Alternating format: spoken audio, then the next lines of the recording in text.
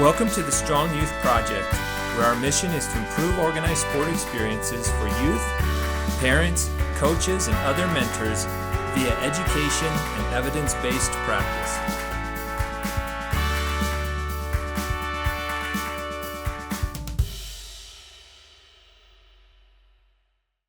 About 3 years ago, and I had just moved from California. I'd owned a CrossFit gym in California for over 10 years, and we did a lot of training with, my passion was youth sports. And so my wife and I played soccer. She also did pole vault at BYU, so she's a two-sport kind of collegiate athlete. And so when we left college in like 2001, a couple years later, we started coaching a high school girls varsity program down in Southern California. And so kind of our exercise science major, all this type of stuff of understanding how much goes into developing athletes off the field has become a real passion through what we experience as high school coaches and seeing those different levels, right, of what a fresh soft player was like versus a JV player versus a varsity versus players that were really wanting to play college. And being from Southern California, like, it's just kind of the area. I think we had about 13 players that went Division I in the 4 years we were coaching. But it wasn't really because of us. A lot of that developed, right, younger, right? But we kind of helped shape the way because we were out of a college program and we knew what it was like to have to perform there. And so we could bring in that strength and conditioning portion, the mental portion, some of the stuff that I'll kind of talk about, this kind of wheel. I use a wheel analogy, right? Where you got the hub of the athlete, but like each of these different things is a spoke. So if we know anything about bicycle wheels, right? If one spoke is loose, the wheel starts to get out of true, right? It doesn't quite perform as well as it could. So a lot of times it's not identifying always just what you're good at, it's identifying where are the loose spokes and what could help. And that varies from athlete to athlete. We notice a lot of our girls have a lot of, like, women's sports has a different issue as far as, and I'll kind of go into that because of the physical changes that happen during puberty, just to throw it out there. Boys, when they go through puberty, they literally go to sleep and they wake up stronger, right? Because the testosterone's flowing and all that type of stuff. The recovery phase is just different. A lot of our female athletes, the body changes and they oftentimes get slower from their sophomore to junior year and junior to senior year. And a lot of that is just hip width, right? And the weight that they kind of put on. And it's really frustrating for a lot of our athletes, right? And again, being from Southern California, when early 2000s, when magazines, surf mod, a lot of our athletes at our high school, they go to the beach all the time, and so now they think they want to be a Division I college athlete, but they want to weigh 105 pounds. Like, the two don't go together, right? Like, that just doesn't happen. Like, you don't get a 105-pound college soccer player. Like, they got to be 135, 140 pounds. So it starts to change how we talk to them of what it is to be, what is a healthy athletic body. Does that make sense? And not the scale, because the scale just messes with their mind.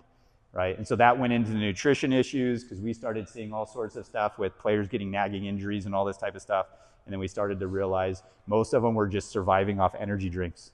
Like, they weren't even eating breakfast, hardly any lunch. And these were our highest performers.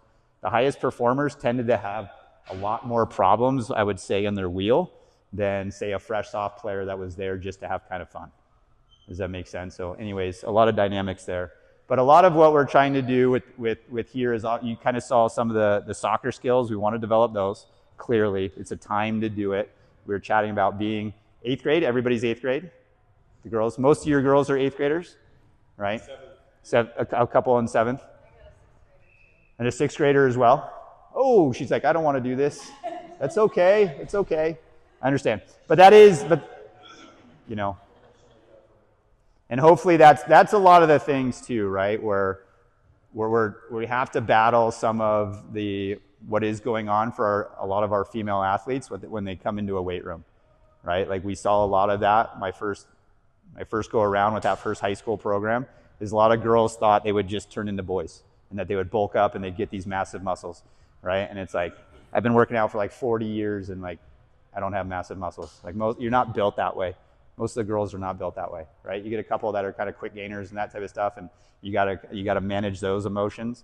But a lot of that perception of what's going to happen to them in the weight room is just not true, right? Not that easy anyway. Like, well, she's going through a bulk phase. I didn't hear what you said. She doesn't want to get yoked. Yeah, she doesn't want to get yoked, right? And so, no, but that's that dilemma that we face with a lot of girls, right? They want to get really fast, right? And I always say, like, well, with the Olympics, we just had an Olympic cycle, right?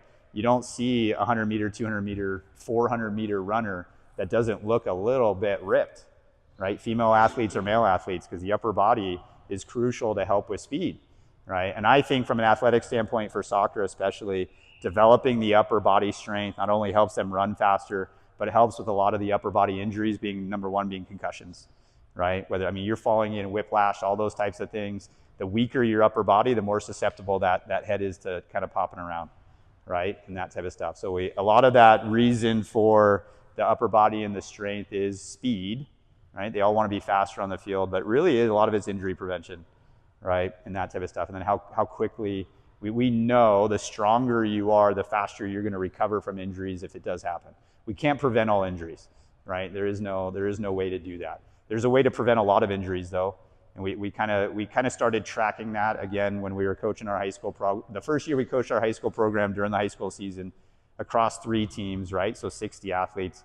We had 4 ACL tears, right? And 3 of them were non-contact. So it's that turn, pop, go down. Everybody knows what it is. It's heartbreaking. By our senior year, we had 1 ACL and it was a contact and it was a vicious tackle, right? There was like no avoiding that. But we didn't have any non-contact ACLs the last year, right? Some of that's probably luck, like I'm not going to take total credit for it, but a lot of that was what we were spending a lot of time in the preseason and postseason with these girls, running them through proper just strength and lower body mechanics, right? And that type of stuff. And so I've become very passionate about that and bringing that to all of our athletes, right? Because keeping them healthy allows them to perform. So while we do call it performance, a lot of what we do is what physical therapists, what you actually do with a lot of athletes after they're hurt. So we call it prehab, right? If it's the same movements that a physical therapist would use to recover an athlete, we should probably have that as our foundation for movement just in general, right? Know how to do those movements really well. And because soccer players have those series of injuries, whether it's an ankle sprain, which will lead into all sorts of back problems and sorts of, it's a whole factor that goes into one injury will manifest all over the place of pain for our athletes, right? And so we want to keep them healthy. And so I only have a Bachelor of Science in exercise science, but I started coaching in like 2001. And again, own a CrossFit gym for almost 10 years. I'm kind of nerdy that way. I just don't do well in school settings. So even though I'm part of this exercise science, this strong youth project at BYU, like PhD probably won't happen because I'm terrible at writing. I'm good at talking to people, but like terrible at writing. So it probably won't happen. But a lot of what we do in here, and I'll just kind of go over it, is we have like a structure to everything. It's actually really simple. So I know some parents, who's concerned about the program and whether or not it's safe for their daughter? Yeah. What are some of the concerns? Can we just address those like right away? So I just know as they're still developing, there can be extra strain. If you build too much muscle too fast, those kinds of things that can cause problems down the road. Okay. So just about like being mindful of doing what's appropriate for their age, where they are developmentally, that kind of stuff. Yeah.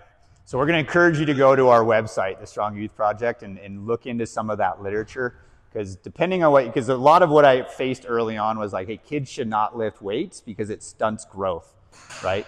That's been debunked years ago, right? And I think a simple way to do it, I tell the story not to make anybody but if we think logically, if hard work and lifting heavy weights like stunted growth, right, then our farmers in the Midwest would be all be little people, right? And it's like the opposite, like they're giants, right? And so, but I think where that came from is we were looking at gymnasts who do a heavy load, tons of workload, and they're all really small, right? Well, it wasn't the workload that made them small, right? Just like basketball doesn't make people tall. It was, in order to flip really fast and do their routines and just be good at the sport, it caters towards smaller people.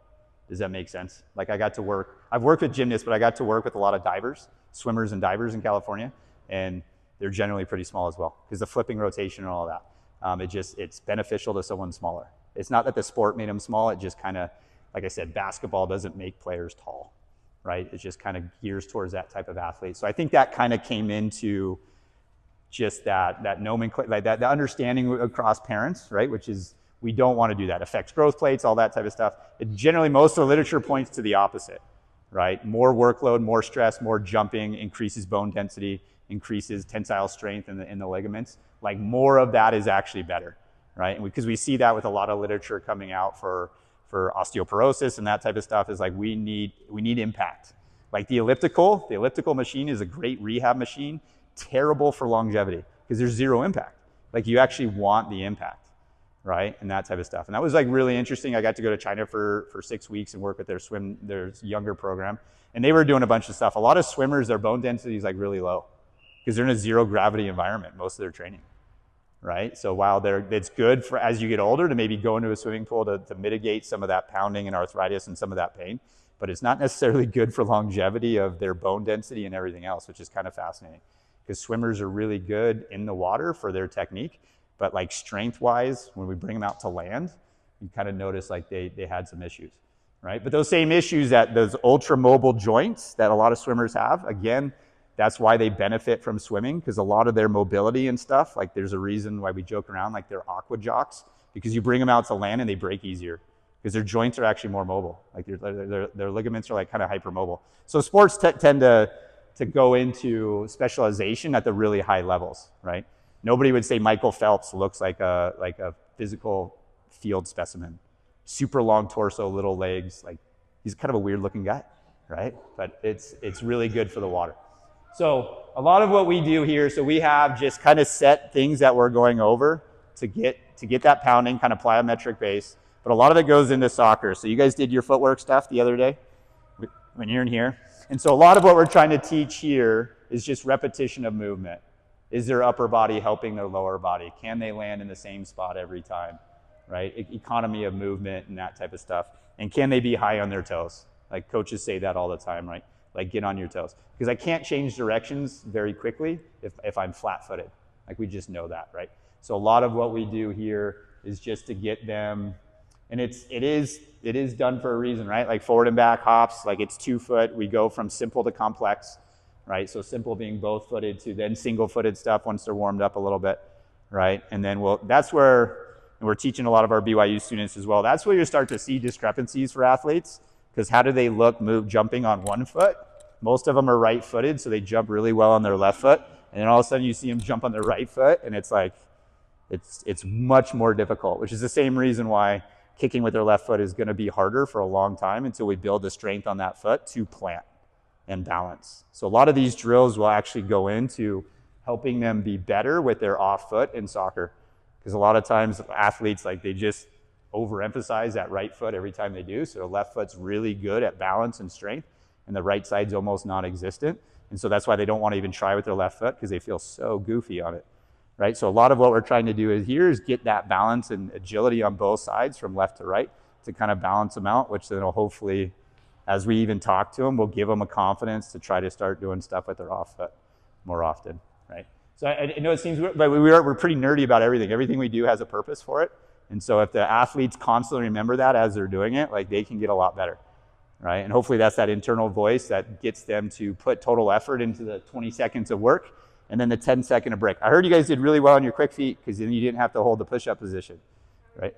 You didn't do any. This is where I scolded Jordan, like I've never done that with a group, right? Because we call it the rest position. So when they go 20 seconds of work and then they have to take a break and they're just going to a push-up position, they're just holding that, right? Because a lot of times, even when we get athletes to do a push-up, the scapula shoulder position is key to you work out, right? Do you work out occasionally, like once or twice a day?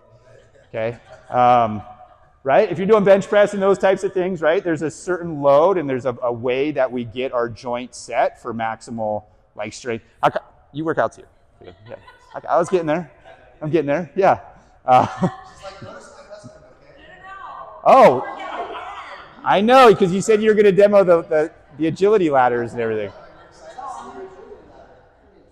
how I know it takes forever to build muscle. No, yeah, right? It doesn't happen overnight. No, it doesn't. It takes a long time. Generally for our female athletes, it takes a long time, right? And actually, this is where we tell a lot of female athletes is the more you start working out consistently in the strength zone, you'll actually lean out. And this is why I hate the scale, right? Because you'll lean out, like you'll look better, but the scale will read something different. So it kind of really screws with the mind. So don't do both. Just look in the mirror. Don't use the Don't use a scale for our young ladies, right? Because it doesn't tell the whole story. And so the rest position here, like we're trying to teach them the scapula load, the push-up position, being tight. Part of that is learning how to brace, because when they go shoulder to shoulder on a tackle, like they need to learn how to tighten up, right? And you start really slow by just holding that under fatigue, like how do I stay tight, right? Because that's often, if you see injuries, usually they're towards the end of the game for a lot of soccer players, because it's a fatigue factor, right? So this goes into the endurance, the muscular endurance, all that type of stuff. It's not just a 1 rep max, especially for soccer players. They need to have the endurance to stay really strong core-wise through the whole game. Because a lot of times, especially on a close game, 0-0, last 5 minutes are pretty rough, right? And so that's where injuries can happen, and that's where I think it's kind of the most dangerous for our players, right? But it's also that smart where if we know we're the most fit on the field and that we're stronger, it's a mental advantage to go and just crush people the last 5 minutes, right? And so we want to be able to just hold this position really straight, because it leads into what we call our baseline when we get into the strength movement. So we do a lot of agility. Coordination, balance is really what we're after. That's why we even call them the agility ladder and not the speed ladder. Because speed is like, we want velocity in a straight direction, right? This is more agility because we're obviously going side to side and that type of stuff. And again, I emphasize this for a lot of the players. As they get better at these two things, their passing and kicking will get better. And partly because it's the focus on those speed ladders of where your feet go in the box, which then translates to where your foot goes with the ball and when you kick it, right? And so if you use baseball, it's not easy. I know it's not. But there's a plate and there's a batter's box, and they set their feet, right? Our ball's moving, so their feet has to adjust to the ball. If the ball's bouncing, speed of the ball, all that is so hard for players. So footwork is so important, right? And that was one of the things that kind of brought me into bringing this program to the local soccer clubs, is like a lot of this area has parent volunteer coaches, which is awesome, right? But this nerdiness of like where to plant foot, he's like, whoa, didn't even realize, right? Because and you plant differently depending on how you're trying to kick it, right? That's what a lot of players or parents that don't understand soccer, it's similar to golf, is how I do relate it to some, is depending on if I'm using a driver, I'm further away, right? If I'm using a chip or if I'm putting, it's a different foot position, much like soccer. It's a different foot position depending on what you're trying to do with the ball. And does the player even know what they're trying to do with the ball, right? Let alone all that, right? So we kind of see, even though it's getting kind of nerdy, and maybe our girls are like, checked out. You're not checked out, are you? Like, you love this stuff? You're like, this is so nerdy. This is so impressive. Maybe not. Okay. And so we go through a whole series of stuff on the ladders, right? And then we have like what we call our line drills, which is running mechanics, and it's super basic, right? So you'll see, first one's just kind of a stretch, like a high knee pull. Again, that's kind of a time where we start to teach our trainers to like watch how athletes do that, because you'll start to see which leg's injured or which one's more tight, right? So like if you're to watch here and I go like this and then I go like this, you can probably tell like, oh, the right leg was well below his left leg, which then goes, oh, my right hip flexor is like super fired up. Really common for soccer players, right? And so like, oh, maybe we need to spend some time at the end of the session doing some more mobility. And that's some stuff that we hope to do with the girls, is teach them how to like take care of their bodies and understand when things hurt, like what it could be. Try to do those couple of things, because they generally get rid of the pain. Like a lot of our athletes, growing pains and that type of stuff, if it hurts across their knee, across their patella, it's actually generally because just the quad's tight.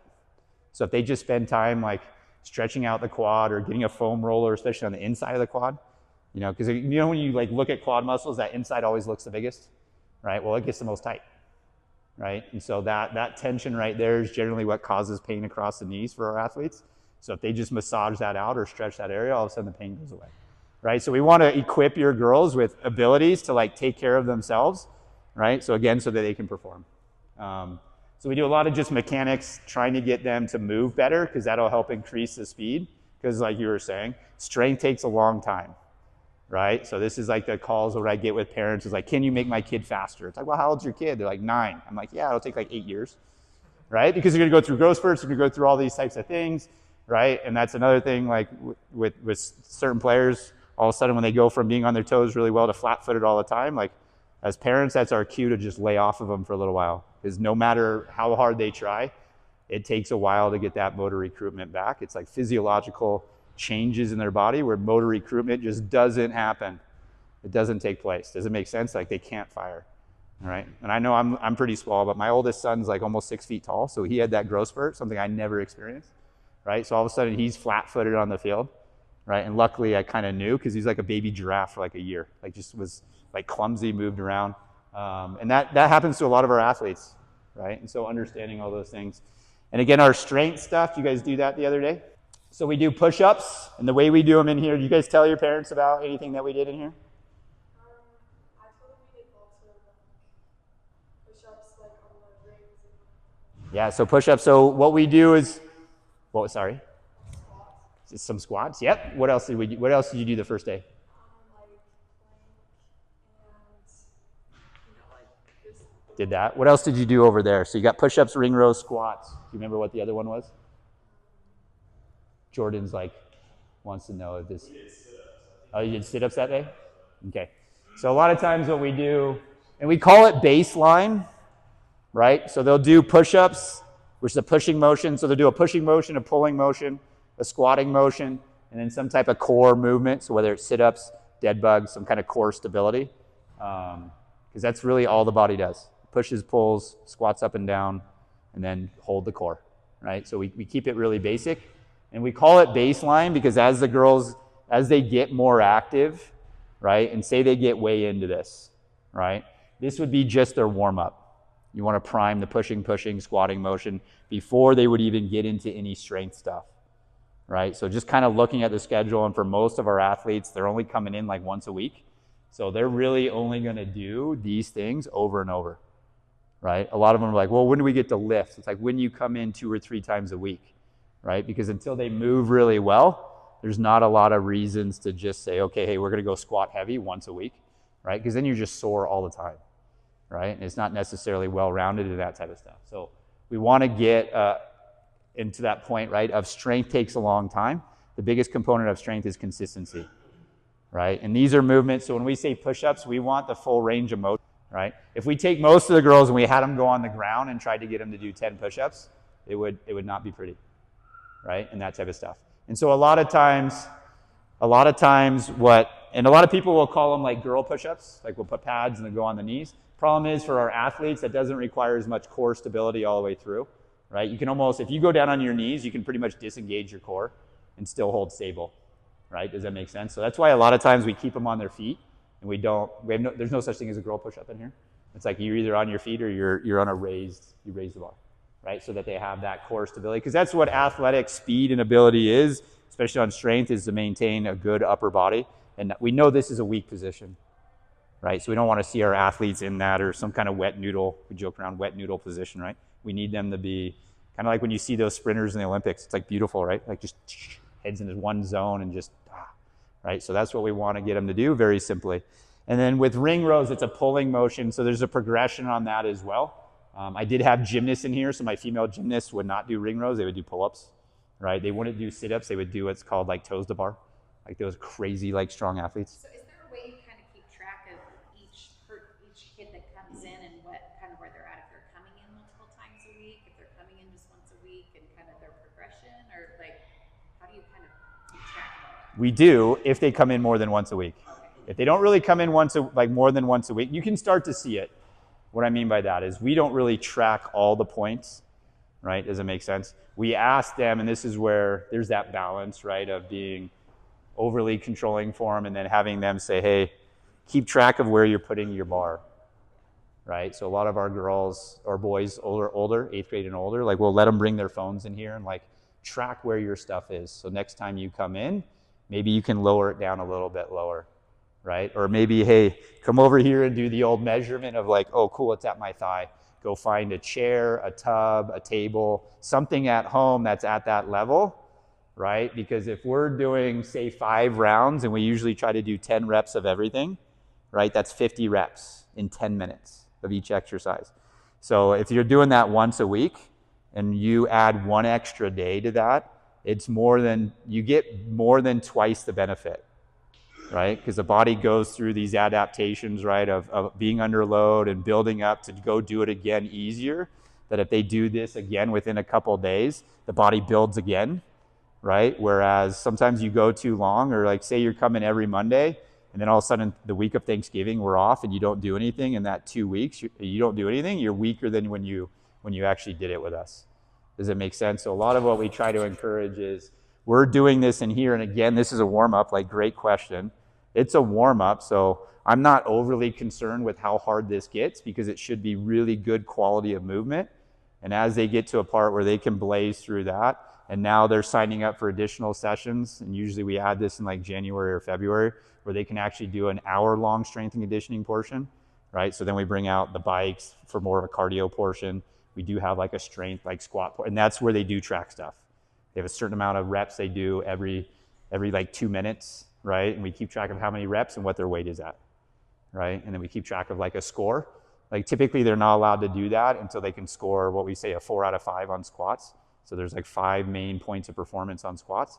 And we want them to hit all that before we let them add weight, right? And then if there's a breakdown, just because they do the squats, like if you've ever been in a high school weight room with high school football guys, like they may hit the squat, but man, if you increase weight on them, they're gonna break in half, right? Because they're probably right on the verge of like, good thing young boys are like pretty mobile still, like their joints aren't too much. But it was interesting because BYU was having a lot of issues a couple of years ago with because everybody was kind of getting into that Instagram hype of like these guys just doing crazy loads, right?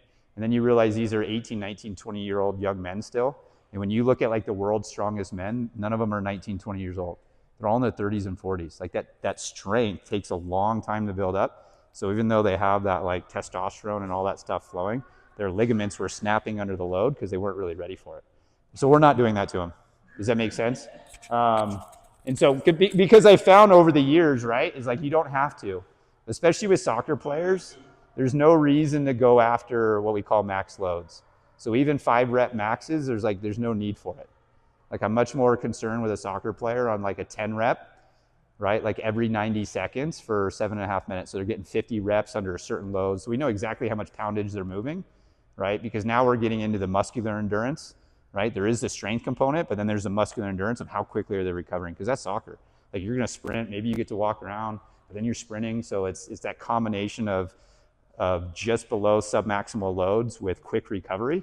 And so there's no reason to go real heavy, right? Even with our high school football guys, there's no reason to go real heavy, right? Because if you build up the technique, that was like a really fun story. I had a diver, and divers are crazy strong because all they do is jump, right? And we got a diver doing front squats. Anybody knows how hard front squats are? He could do 185 pound, 10 reps every minute for 5 minutes with perfect technique, because divers are like, their movement's just beautiful.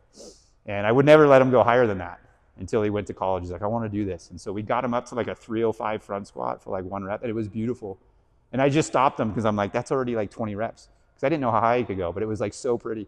And then the next day I saw him, he's like, he wasn't even sore, right? Which blew my mind of like, hey, I don't need to do that, right? Because a lot of times we work out and we gauge how good our workout was by how sore we are, right? And for most of our athletes, that's actually not beneficial because they usually need to go out to practice the next day and perform. There's a balance though. I'm not saying not sore at all, but I'm not saying like debilitating sore, right? Like can't get down on the toilet type of sore. So the kids come here, exercise, then they go out there and play a game, and then downstairs to... So usually the rhythm is, so the idea, it kind of ranges. Sometimes they start in here, so they go 30 minutes in here, and then they usually do individual ball work, right? And then they do some type of passing thing, right? Some type of dribbling thing, and then a game, right? And whether that's upstairs or downstairs, just kind of depends on the day. And then is there always a coach or a mentor? There's always a coach. Somebody watching them, critiquing Yep. them, Yep. making sure that they have proper techniques. Yes. With whatever it is that they're doing, lifting or otherwise. Yep. Yeah, there is. Absolutely. Go ahead. Are they soccer players from high school, colleges? That are working with the athletes? Yeah, like... So they're all college kids. They're all college out. There's a couple of them back here. So they're all exercise science majors or life science majors, right? And then we run them through kind of our curriculum of what they're looking for and what they're coaching for and points of that, right? I think to that point, because especially with these groups that are starting, nothing's under a heavy load. So the risk management's the risk mitigation's pretty low as it begins with. However, yes, they're trained that way. And what's really cool with the Strong Youth Project at BYU is it's gaining more and more attention on campus, so we're getting more funding.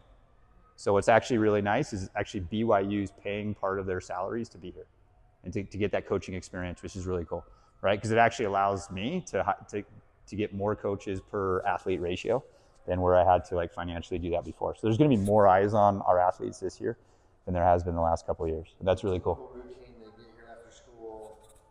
Can they come during school, or do they come in the mornings? So usually our sessions start at like 4:15. So there's a 4:15, 5:15, 6:15 option during the winter, Monday through Thursday, right? Most girls and boys, are social, right? So they're going to want to come with other friends, right? But not you. However, you can the reason why we have all that and we have the mixed genders and mixed ages is because we know how busy families are, right? Because if I only offered like Thursday at 6:15 and you've got a better commitment at Thursday at 6:15, then we don't want athletes to miss out on that. And then that's what we hope to do, right? Like, yes, I'm tied in with the shooters, but one of the things, I'm tied into coaches is generally what I tell people, right? Because I've worked, like being in California, I had a lot of good connections with coaches from all different clubs, right? And it doesn't matter. You never get a whole club that can do something. There's always lots of egos in the sports realm, right? And so really what we just try to do is give athletes opportunities. Again, like I'm vested. 2011 girls, like I'm totally vested because my daughter's a soccer player and like I want her to do well at Maple Mountain, but I want her to have good competition at Springville and everywhere else. And like, because that's what it takes, right? Like I look at the leagues that we coached in California. I mean, a lot of the reasons why those girls are getting recruited is because how many good soccer players there are in the area. It just makes everybody better, right? As a coach, I'm feeling pressure because this is 8th grade. Next year they go to high school, and it's like if they really want to play soccer, they can't just be me. I want them to have something else that they can kind of have to help them along to, make the sophomore team or the JV team or the varsity team, So. Yeah, and depending on what their goals and ambitions are, right? Like I've been fortunate enough to kind of work with every level of athlete in that regard. And so whether or not they just want it, when I say just, right, it's not a big, like fresh soph is really matches their commitment level because some players are just more driven than others, right? And so like I love those stories. We had a player in our high school program that like she never made varsity. So even as a senior, typically high schools don't have seniors on their JV team, but this girl, I don't think she missed a practice in like 3 years. Just a stellar kid, just super good. So we had her on the JV team as a senior. Teammates just loved her, right? She was just like kind of that ultimate player. But she went on to play D3 soccer, Division III college soccer, and never played for her high school varsity team. So some of it's always so relative. Like I say that, she was also part of a high school team that was like, I think we were like top 20 in the nation, right? Like, so we lost in the semifinals of Southern Section, which is a big deal in Southern California, right? Because the ones that beat us went on to win the state championship like 4-0, and they beat us 2-1, right? It was a close game, right? So it's like, it's one of those, when you look at those leagues, it's like, cool. Like that was kind of the state final for us, right? And it was, and so it's so relative, right? And so many of our athletes get caught up in those type of notions, right? Because sometimes you just don't, and this is that part of their confidence and their character and all this emotional, social, like this stress, like this area, which is largely ignored, right? Of just understanding what our athletes want, right? And then helping them get the resources to do that, right? And then hopefully have a community where they build in, right? Where I keep looking over here because you asked about personal training, so I'm like, go find Ryan tomorrow and just ask her when her schedule is, right? Because I'm always like, you got to just find friends that just love playing soccer and just create your own little crew in your own it doesn't matter, right? Like just create your crew and just get awesome, get good, right? And have lots of fun because that's really what it's about, right? and that's when they get good. Like I try to tell people, like it's such a journey, Girls, I think there's a lot of pressure on female athletes because they can make varsity as freshmen. When I say that, like almost every high school has freshmen on the varsity team, and so we get caught up in like, if they don't make it then they're somehow behind, right? But then when you look at most sports, football and that type, like you don't get good till your junior, senior year because there's so much going on in this like social, emotional stress of balancing school and all these types of things that it's not till they're 7 or 18 that those things really start to click anyway. And they're like, I really want this. So can we navigate the next few years so we don't get them too stressed out? That's a lot of conversations I have with my parents is like, there's a reason why most kids quit organized sports by 13 is because we think before 13 matters. Like, it just doesn't.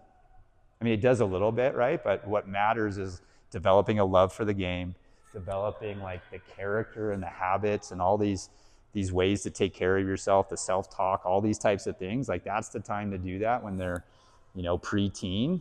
So when those hormones start flowing and they have no idea what's going on, like, maybe they'll be able to mitigate it and manage it a little bit more, right? But if we put all this stress on winning too early and then those hormones start flowing, like, no, it's overwhelming. No wonder kids quit.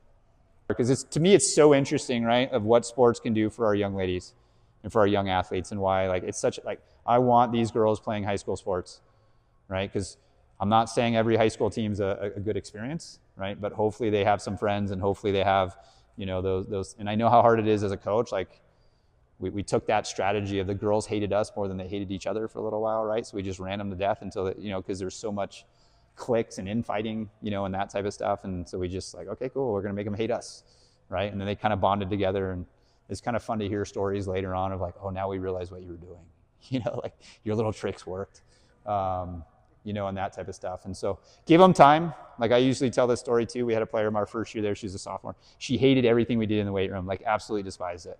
And she was like worried about bulking up. And like, we had a lot of conversations with her and that type of stuff.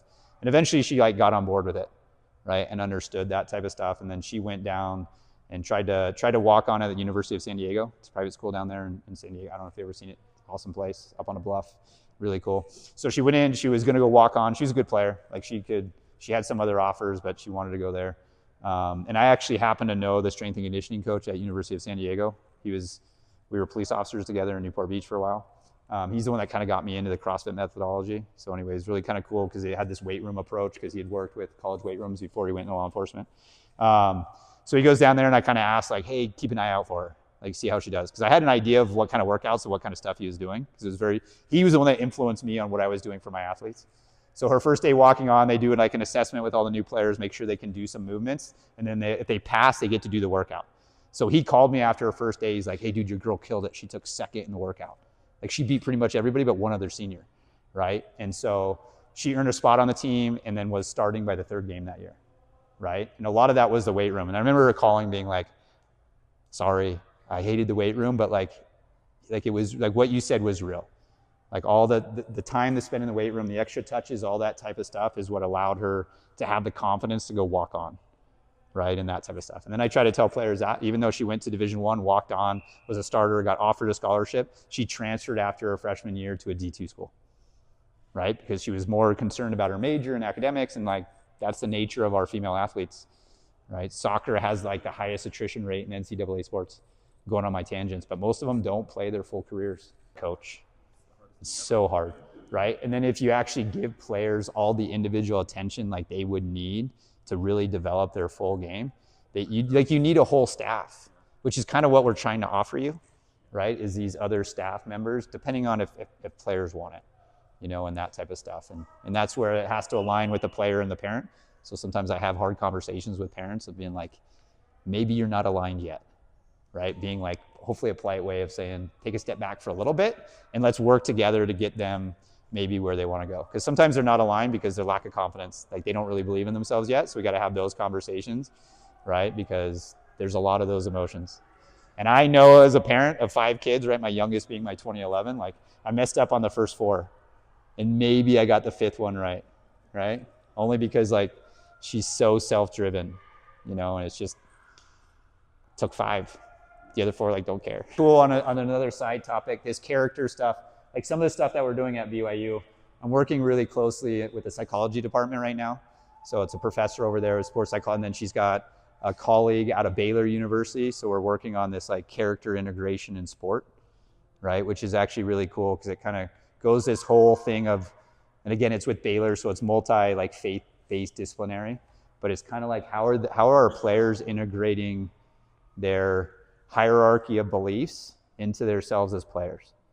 So when I say faith, it's not like denominational, right? It's like what matters and where's your place in the world on the soccer field, right? Because most athletes end their career on an injury or a loss. And that's the reality, right? So if they don't have that lined up with like their overall identity, it can be very dangerous, Does it make sense? I've seen a lot of girls, like I'm a soccer player, and then they blow out their knee their senior year, and then everything's in doubt, and it's, right? It can really happen. But if they understand like this under thing of like, no matter whether I win or lose, like my parents love me the same, you know, or this, right? So those are hard to express to our kids a lot, right?